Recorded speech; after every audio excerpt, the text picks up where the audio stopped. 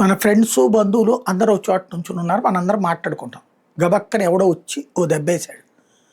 అప్పుడు ఏమవుతుంది? విపరీతమైన ఆవేశం వస్తే మనోళ్ళు అందరూ కలిసి ఆయన కుమ్మేస్తారు. ఇది సహజ సిద్ధ పరిణామం. ఆ తర్వాత వీళ్ళ మీద కేసులు వచ్చి వ్యవహారం అంతా వచ్చింది అనుకోండి, ఏం చేస్తారు?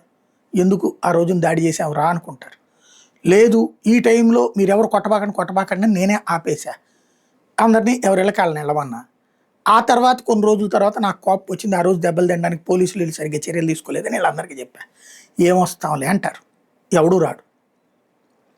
నిదానంగా డౌన్ అయిపోతుంది, డీవియేట్ అయిపోతుంది. ఇప్పుడు ఇరాన్ విషయంలో అమెరికా చేస్తుంది అదే. ఇజ్రాయిలు అమెరికా కలిసి ఖొమైనీని లేపేసినాయి. మొక్తజా ఖొమైనీ ఈ రోజు వరకు స్పృహలో లేడు. అతని వాయిస్ లేదు, అతని వీడియో లేదు, అతని పేరుతో స్టేట్మెంట్ల ఆట నడుపుతున్నది అక్కడున్న ఎగ్జిక్యూటివ్ కమిటీ లేదా కౌన్సిల్ అని ఏర్పాటు చేసినట్లు పెద్ద ఖొమైనీ ఏర్పాటు చేసిన కమిటీ అంతే. అతను ఉండుంటే ఆర్డర్స్ వేరుగా ఉంటాయి, అతను ఉండుంటే దూకుడు వేరుగా ఉంటుంది, స్ట్రాటజీ వేరుగా ఉంటుంది. అతను లేకపోవడం వల్ల ఇప్పుడు ఐఆర్జీసీ మీదన పెత్తనం ఎవరు చేయాలి, ప్రెసిడెంట్ మీద పెత్తనం ఎవరు చేయాలి, ఇరాన్ మీద ఎవరు పెత్తనం చేయాలి, ఇలా ఎవరికి వాళ్ళు. ముక్తజా ఖొమైనీ కోమాలో ఉన్నాడు కాబట్టి ఆయన మాట్లాడే పరిస్థితిలో లేడు కాబట్టి ఆ కౌన్సిల్ సభ్యులు ఉన్నారో 11 మంది, వాళ్ళు అందరి మీదన ఆధిపత్యం చేయాలని చూస్తున్నారు. వాళ్ళకి అంత సీన్ లేదు, అసలు సైన్యం మా చేతిలో ఉంది, ఆయుధాలు మా చేతిలో ఉన్నాయన్న ఆధిపత్యం ఐఆర్జీసీ చూస్తుంది. నేను అధ్యక్షుడిగా ప్రజల చేత ఎన్నికైతే వీళ్ళు దరిద్రం ఏంటని అనుకుంటున్నాడు పెజెష్కియాన్.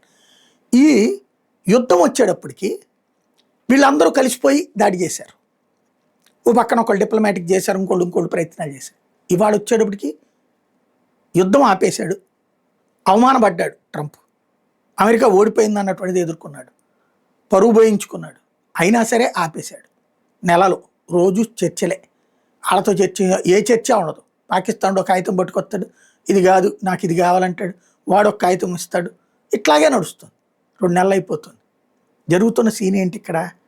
క్రమంగా ఇరాన్లో కన్ఫ్యూజన్. ఓ పక్కన ఆర్థిక ఇబ్బంది, హార్ముజ్ జలసంధిని దిగ్బంధించామని సంతోషపడ్డ ఇరానే దిగ్బంధంలో ఉంది. ముక్తజా ఖొమైనీ నుంచి ఆర్డర్ లేవు, ఆర్థిక ఇబ్బందులు క్రమక్రమంగా పెరుగుతున్నాయి, ధరలు భారీగా పెరిగిపోయినాయి. నిదానంగా పరిస్థితి ఏంటో అర్థం కాక తిప్పలబడుతున్నారు. ట్రంప్ ఇంకా ఇలాగ స్టేట్మెంట్లు ఇస్తూనే ఉంటాడు.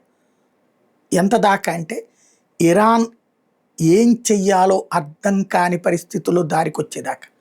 ఒకప్పుడు పాకిస్తాన్ అట్లాగే దారికి తెచ్చారు, క్యూబాని అట్లాగే దారికి తెచ్చారు, ఆఫ్ఘనిస్తాన్ అట్లాగే దారికి తెచ్చారు. అదే వ్యూహం ఇప్పుడు అనుసరిస్తోంది.